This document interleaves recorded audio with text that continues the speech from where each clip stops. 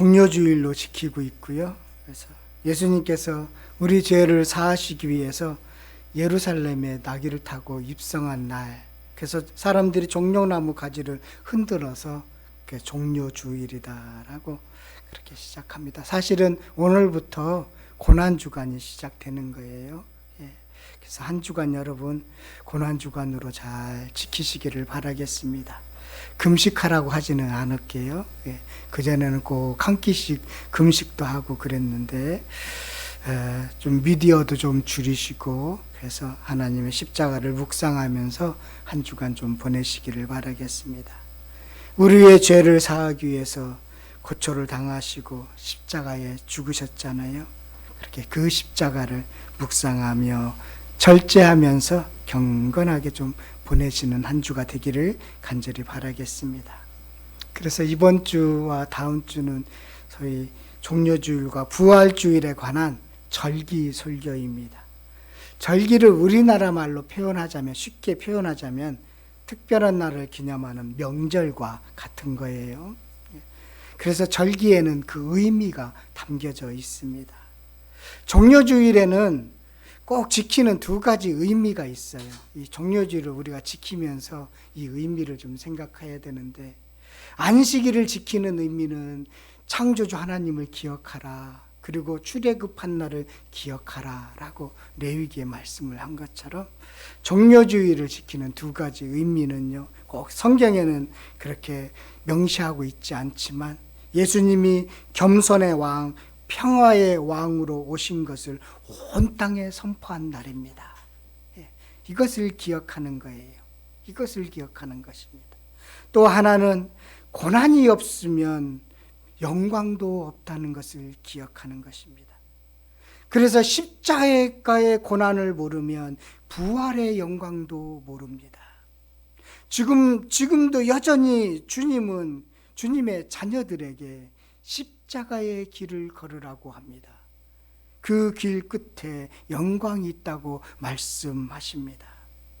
이런 주님을 모르면요, 종려나무 가지를 흔들면서 종교적인 열광을 펼쳤던 그냥 백성들처럼 되기 쉽상입니다.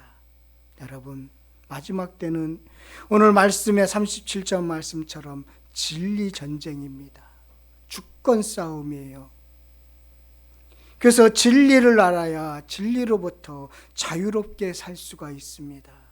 모든 염려를, 모든 걱정을 떨쳐버리고 자유롭게 살 수 있는 유일한 길은 진리를 알 때만이 가능한 것입니다.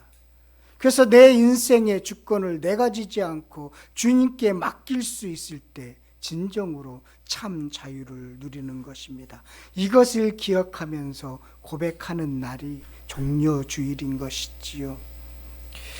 우리 시대는 먹고 사는 육체적인 일로 가득합니다. 사실 여러분, 진리에 대한 관심이 얼마나 있을까요? 진리에 대한 어떤 태도를 여러분들은 어떻게 취하고 계십니까? 오늘 본문은요, 지난주 종려주일은 사람들이 예수가 아니라 바나바를 달라고 했던 그런 말씀 가지고 함께 나눴는데, 이번에 종려주일에는 빌라도와 주님과의 대화에서 빌라도가 취한 진리에 대한 태도는 어땠는가, 그것을 함께 살펴보고자 합니다. 참, 빌라도는 그리스도인이 아닌 사람들도 알 정도로 참 유명하죠. 유명합니다. 전 세계 교회가 매주 사도신경을 외우면서 빌라도를 언급하기 때문입니다. 빌라도가 얼마나 잘못했기에 빌라도 그렇게 할까요? 얼마나 잘못했기에. 이 빌라도도요, 오늘 말씀을 이렇게 공감복음을 읽으시면 예수님을 변호한 듯한 그런 태도들과 말들이 있습니다. 빌라도는요, 이 유대인의 종교 지도자들에게 오늘 본문에서도 볼 수 있는 것처럼 예수님의 죄를 찾을 수 없다라고 그렇게 말을 하잖아요. 그리고 이 판결은 자신과는 무관하다는 의미로서 손을 씻기도 하잖아요. 그렇게 자신의 어떤 입장을 취했는데 왜 빌라도 할까? 빌라도의 입장에서는 억울하다는 생각이 들지 않을까요? 그래서 빌라도의 고백, 그런 연극도 있더라고요.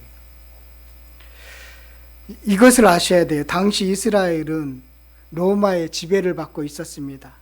로마는요, 각 지역의 어떤 자치권과 고유한 종교들을 인정해 주었어요. 그래서 이스라엘은 복잡한 이 정치 구조를 갖게 되었습니다. 그러니까 대헤롯이 있었는데, 이 대헤롯이 이제 죽고 나서 그의 아들들이 분봉왕으로 나라를 세 등분해서 분할해서 통치했습니다. 그래서 아킬라오는 그 유대와 사마리아 땅을 이렇게 분봉왕으로 통치했고요. 갈릴리 지역은 헤롯 안디바가 통치를 했습니다. 그리고 헤롯 빌립은 이방 지역을 통치했습니다. 그래서 예수님의 재판을 안디바에게 이렇게 넘겼던 이유가 그때 유월절이 되어서 내려왔는데 그런 이유가 있습니다. 또 하나의 통치 기구가 있는데 아주 종교색이 강한 사내들인 공의회, 70인 공의회가 있습니다. 여기 공의회 회장은 대제사장이 이제 회장으로 하고 있고요. 자치 통치 기구입니다. 예, 그 역할들을 해나가고 있어요. 종교적인 종교 도시이기 때문에 아주 강력한 권력을 갖고 있습니다. 여기에 또 하나 로마 정부가 보낸 총독이 있습니다. 그리고 당시 총독은 빌라도입니다. 예수님의 붙잡혀서 재판을 받는데 복잡한 이유가 여기에 있어요. 그래서 예수님이 체포되어서요, 처음에는 사내들인 공유에 갔다가 또 빌라도에 갔다가 또 안디바에게 갔다가 밤중에 왔다 갔다 한 이유가 이런 복잡한 통치 기구 때문에 그랬습니다. 그래서 예수님을 놓고 이스라엘 왕 사내들인 공의의 총독이 누구의 소관이냐, 이걸 따졌던 것이지요. 그래서 사내들인 공의회는 사형 집행권을 갖고 있지 못해요. 예수를 제거하고 싶은데, 이 인기 많은 예수를 죽이고 싶은데 자신들은 죽일 수가 없거든요. 그래서 어떻게 몰아가느냐면 정치범으로 몰아가는 것입니다. 정치범으로 몰아가서 유대인의 법이 아니라 로방법에 의해서 정치범으로 십자가에 못 박혀 죽이도록 했던 것입니다. 당시의 정치법은 그렇게 십자가에 못 박아서 악랄하게 죽였거든요. 그래서 빌라도가 예수님의 재판을 진행하게 되었고요. 로마 군인들이 집행을 했던 것입니다. 빌라도는 로마를 상징합니다. 당시 로마는 세상을 대표합니다. 그래서 빌라도는 지금 유대에서는 세상을 대표하는 것입니다. 예수님은 세상에 넘겨져서 세상에 의해 죽게 된 것입니다. 예수님은 온 세상의 어린 양이 되어서 세상에 의해서 죽은 것이지요. 그래서 빌라도 하는 것입니다. 세상을 대표하기 때문에 그렇습니다. 빌라도는 한 개인이 아니라 세상을 대표하는 인물입니다. 예수님은 죄를 사하게 한 온 세상의 어린 양이지요. 그것을 대표하는 것입니다. 대표 원리예요. 그래서 빌라도는 세상을 대표하는 것입니다. 그러면서 우리가 이 사도행전을 외우면서 빌라도를 이야기하는 것은 세상에 의해서 죽임을 당한 예수 그리스도를 기억하기 위해서 그렇게 한 것이지요. 그래서 빌라도는 영적인 무지한 현대인의 표상이기도 하다라고 볼 수가 있습니다. 예수님은 세상을 대표한 빌라도를 그런데 끝까지 진리에 초대하는 그런 모습을 볼 수가 있습니다. 예수님은요, 사람을 가리지 않아요. 여러분, 사람 가리지 마십시오. 근데 저도 사람을 좀 가리는 편인데 말씀을 읽을 때마다 찔림을 받아요. 예수님은 사람을 가리지 않았어요. 바리새인이든 또 죄인이든 세리뿐만 아니라 세상을 대표하는 빌라도까지도 진리 가운데로 초대하고 있다는 것입니다. 나도 진리를 알았으면 좋겠다라는 것이지요. 그래서 38절 하반절에 빌라도가 말했던 것처럼 진리가 무엇이냐, 이렇게 거기까지 가기는 가요. 근데 이 뉘앙스는 좀 다른 의미인데요. 이따 살펴볼게요. 현대인들은 어쩌면 빌라도처럼 먹고 살기 바쁘다면서 애써 진리를 외면합니다. 그런데요, 시간이 생기고요, 여유가 생기면 영원의 세계를 생각합니다. 왜냐하면 인간이 타락하여서 하나님의 형상이 깨졌지만 인간에게는 이 마음속에 영적인 갈급함이 있는데, 영적인 갈망이 있는데, 인간에게 감춰져 있지만 회귀 본능이라는 게 있습니다. 본향을 향한 마음들이 있어요. 그래서 내가 어디로 갈 것인가, 그거에 대한 관심을 갖게 되어 있습니다. 그게 종교심이기도 하고 영적 호기심이라고 해도 좋겠지만 인간에게 남아있는 씨앗입니다. 헝클어져 있지만, 깨져 있지만 그것을 갖고 있습니다.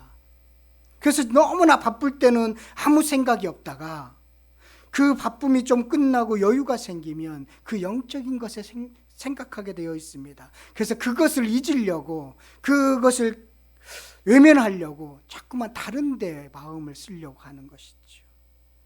그런 것이죠. 그렇다면 빌라도는 하나님의 부르심에, 이 진리의 부름에 어떤 반응을 보였을까요? 오늘 예수님과 빌라도의 두 분의 대화를 통해서 천천히 좀 살펴봤으면 좋겠습니다. 요한복음에는 참 대화가 많아요. 빌라도가 예수님의 정체성에 대한 세 번의 물음이 있는데요. 첫 번째가 33절 후반에 내가 유대인의 왕이냐라는 예수님의 정체성에 관한 질문을 합니다. 또 37절에 내가 왕이 아니냐라고 그렇게 묻고요. 38절에 진리가 무엇이냐.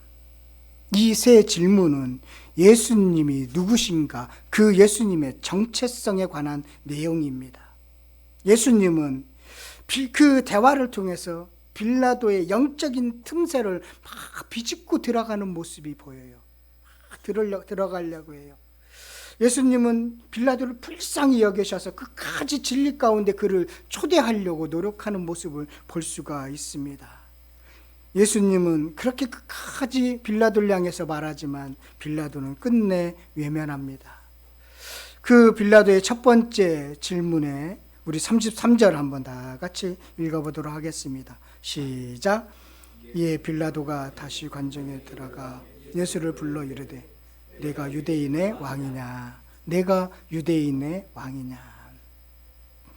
예수님이 빌라도에게 직접적으로 대답하지는 않아요. 34절에 이렇게 이제 말을 하고 있지요. 34절 보면 이는 내가 스스로 하는 말이냐, 다른 사람들이 나에 대하여 내게 한 말이냐. 너 진리를 깨닫기 위해서, 나의 정체성을 알기 위해서 묻는 것이냐, 네가 스스로 질문하는 것이냐, 다른 사람들이 말해서 한번 물어보는 것이냐, 너 정말로 진리를 알고 싶어서 이렇게 묻는 것이냐 라고 그렇게 지금 대화를 이어가고 있습니다. 너의 질문의 의향이 무엇이냐라는 것이지요. 이에 대해서 빌라도의 반응이 35절입니다. 내가 유대인이냐, 네 나라 사람과 대제사장들이 너를 내게 넘겼으니 내가 무엇을 하였느냐. 예, 그렇게 지금 대화가 이어가요. 너 정말 진리 알고 싶어서 그래? 이 질문한 거야? 그랬더니 빌라도가 35절에 선을 긋습니다. 내가 유대인이냐? 너희들의 종교에 관심이 없다. 너희 종교에 내가 한 것이 무엇이냐? 이 빌라도는요, 로마 총독으로 나는 묻는 것이다. 재판을 진행할 뿐이다. 내가 유대인이 아니다. 그렇게 선을 다 그어버립니다. 지금도 어쩌면 이 영적인 초대에 사람들이 보이는 반응과 같다라는 생각이 들었습니다. 빌라도처럼 반응하지 않습니까? 예수 믿으십시오. 죄가 뭔지 아십니까? 구원이 뭔지 아십니까? 영혼의 세계가 무엇인지 아십니까? 라고 하면 그것은 기독교에서 말하는 것이지 나하고는 관계없어. 너희들이 말하는 것이지 그러면서 반응을 보이고 있지 않습니까? 선을 딱 걷지 않습니까? 빌라도는 지금 총독이야. 나는 내가 유대인도 아니고 너희들이 하고 있는 거에 대해서 관심이 없어 라고 선을 긋고 있다는 것입니다. 그렇다면 여기서 좌절할까요? 우리 예수님이요. 한 영혼 한 영혼을 얼마나 사랑하는데요. 여기서 멈추지 않습니다. 예수님은 이런 빌라도를 다시 영적인 세계로 초대합니다. 36절 말씀이 그런 거예요. 설명을 하고 있습니다. 우리 다 같이 36절 말씀 읽었으면 좋겠습니다. 함께 읽겠습니다. 시작.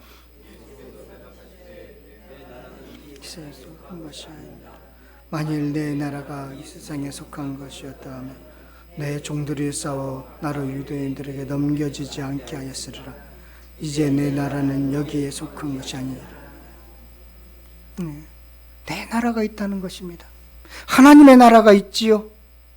하나님이 통치하는 하나님의 나라가 있지요. 내가 왕인데 영원한 왕이다 나는. 여러분들이 하나님의 통치를 받고 있지요. 하나님의 나라의 진리에 대해서 알고 있지요. 지금 다시 빌라도를 영적인 차원으로 끌고 가고 싶어서 내 나라를 이야기하고 있는 것입니다. 하나님이 통치하는 나라, 하나님이 구원하는 나라, 에덴 동산에 회복한 하나님의 나라를 지금 이야기하고 있는 것입니다.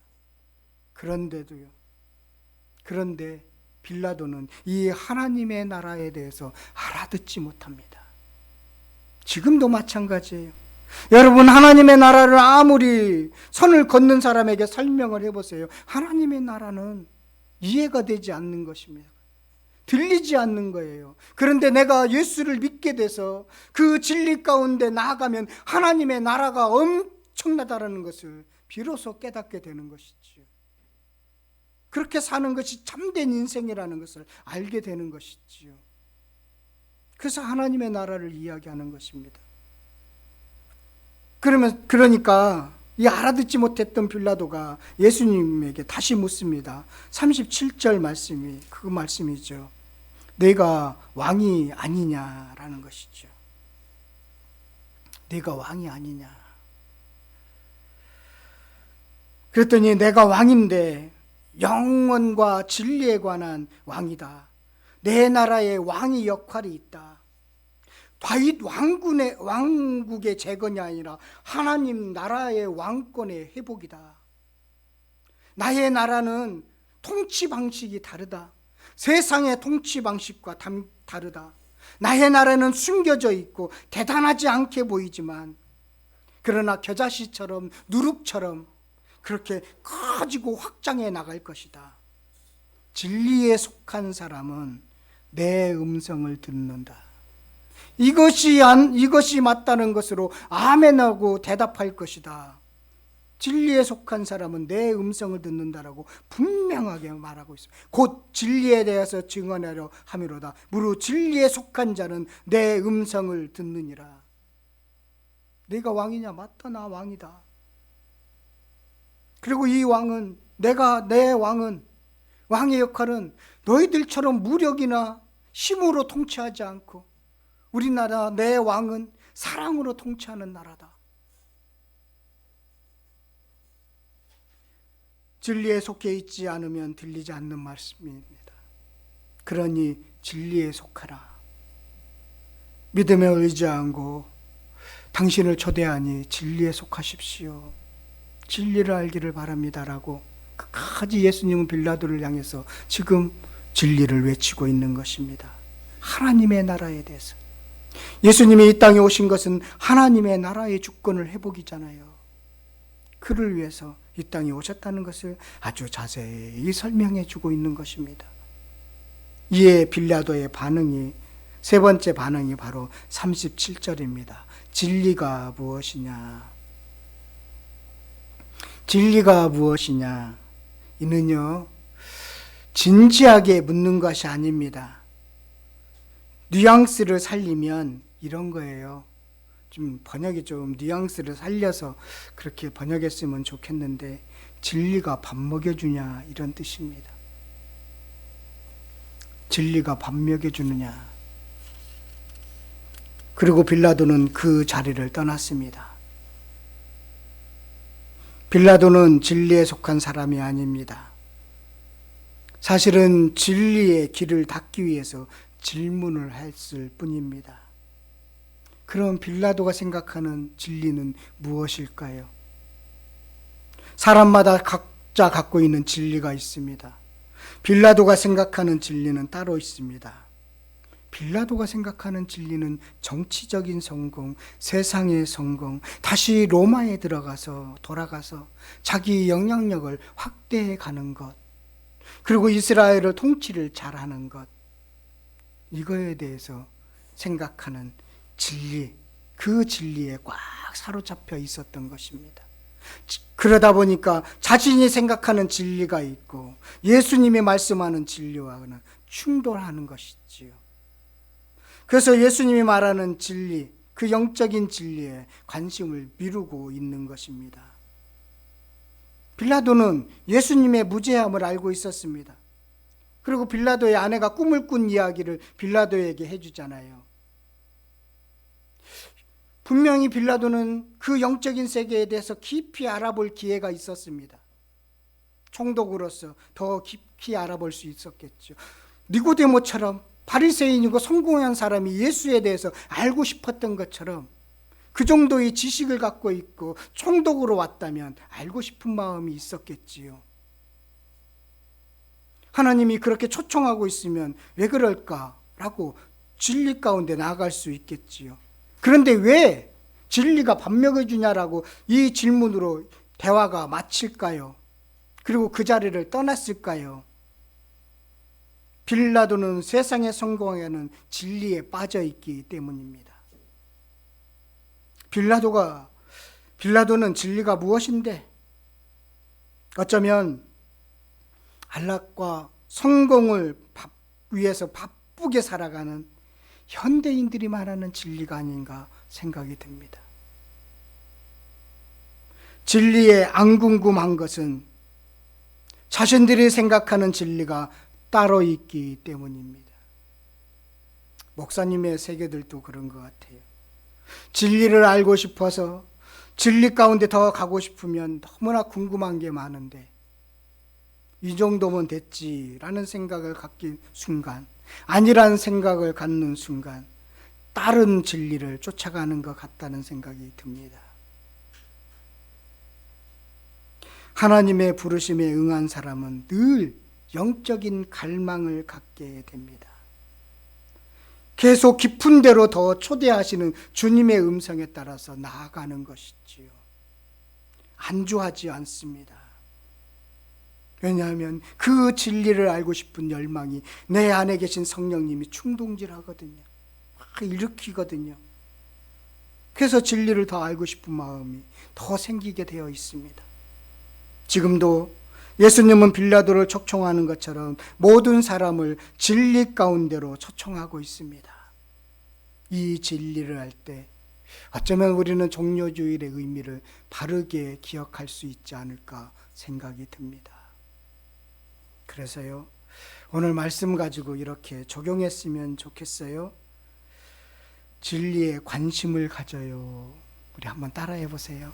진리에 관심을 가져요.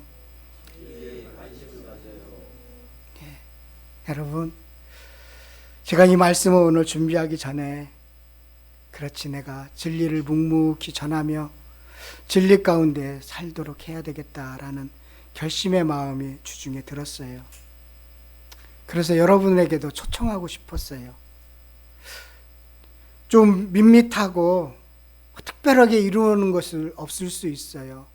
그런데 진리 가운데 여러분들을 초대하고 싶어요.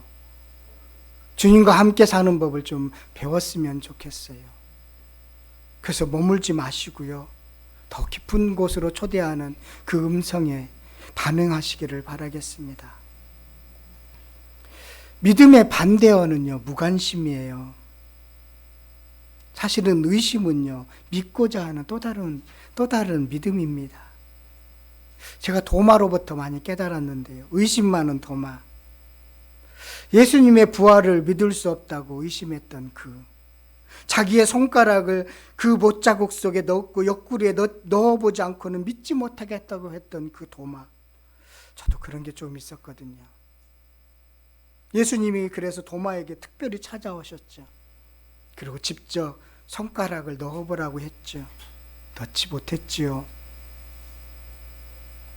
도마는요, 믿고 싶어서 질문하고 따졌습니다. 도마는 진리를 계속 찾았고 또 찾아내어서 그 질문에 답을 얻었습니다. 도마는 너무 믿고 싶었거든요. 너무 주님을 만나고 싶었거든요. 그 부활하신 주님을 제대로 보고 싶었거든요. 그래서 도마는 주님을 만나서 깨졌습니다. 진리를 알고 믿고 따르는 삶을 좋아하시기를 바라겠습니다. 묵묵히 진리 가운데 걸어가시는 남양주 성실교회 되기를 간절히 바랍니다. 그러면 그가 나타나셔서 도우실 것입니다.